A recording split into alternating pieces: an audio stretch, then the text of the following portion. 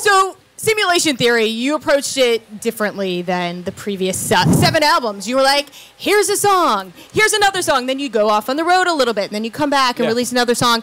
How did that process, how did that serve you, and how did it affect the overall outcome of the album? Well, yeah, it's been a long time since we made an album in that way. Like in the early years, we made albums where we'd be like touring in the studio for a week or two, then back in tour again. So we thought it might be nice to mix it up and do it that way this time. And that's why sort of the songs came in piecemeal a little bit, because we were breaking up in between doing shows. And I think it, well, I would normally say that it brought some of the live energy into the album a little bit. I mean, but it didn't really, because we ended up going in sort of a bit of a different direction. So, but it was nice keeping the sort of the vibe fresh, if you know what I mean. Like, so being on stage and then being in the studio, it's sort of, you know, it's nice to have those things flowing together.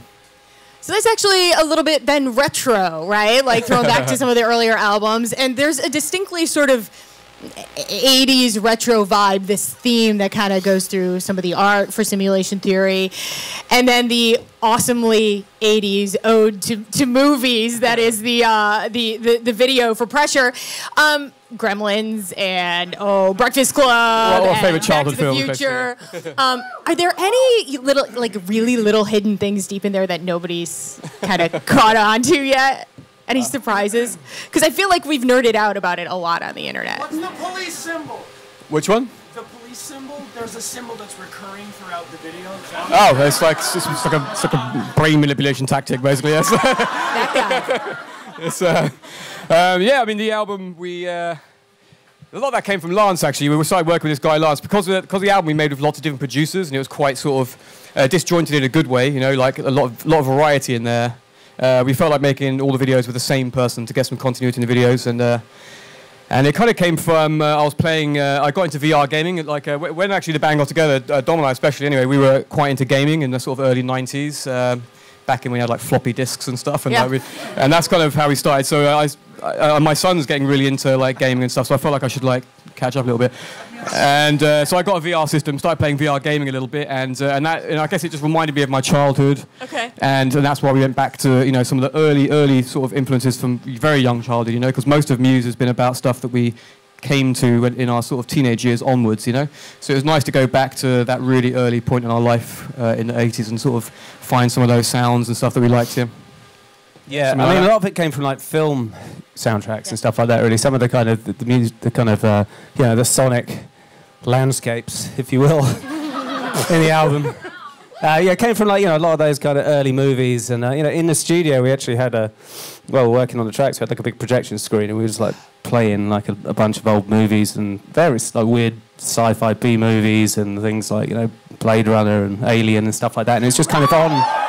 It was like on in the background, you know, and like The Thing, yes, and like John Carpenter from New York, stuff. that featured, yeah.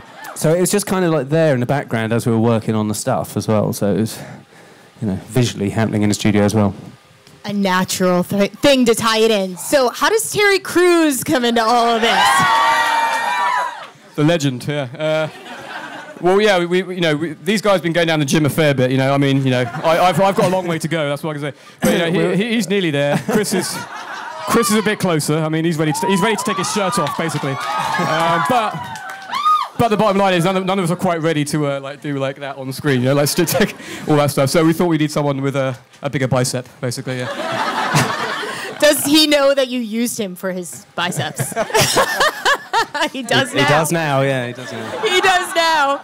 So I love that there's a cassette edition of Simulation Theory. Have you done that recently? Yeah, we've got those. Well, just for this album. I think that's maybe the first time we've done it for a long time. But just thought it was cool. But who's got a cassette player? You know, no one. But I think I might get one. You can still find it. They're out there. More throwbacks, more retro, more awesomely cool, kind of radical stuff bit of fun. for Muse. Yes. That's on the next one, on album number 9.